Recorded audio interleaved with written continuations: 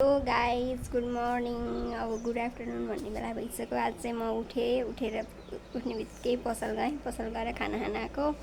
अब म तपाईँहरूलाई पसल गएको ब्लग देखाउँछु, के गरेँ भन्ने देखाउँछु। सबैले माया सपोर्ट गरिदिनु होला है त। रङ पसलमा आइसकेँ म।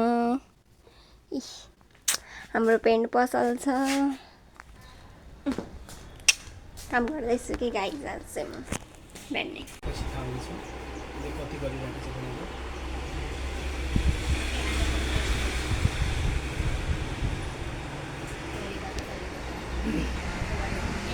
केही जातै हुन्थेन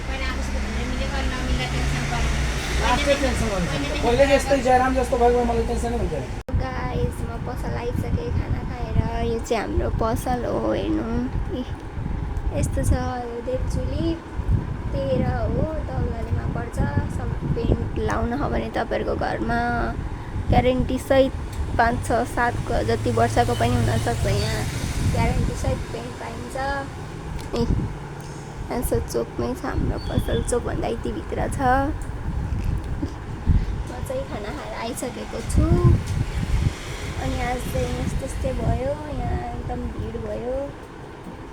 गर्मी कति हो, घाम हेर्नुहोस् त। ओहो नि त टेरीको घाम त।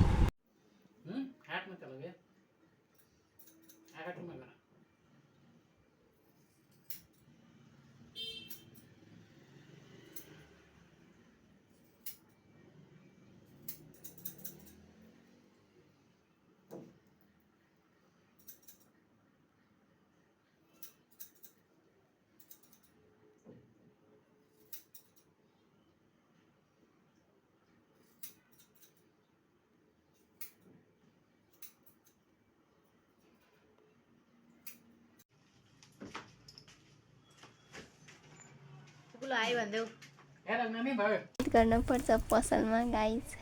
सम्झना दिँदै हेर हो लिइराख्नु भयो। म यहाँ छु, यहाँ हाम्रो पसलको सामान छ। हामी एउटा कोठामा छौँ।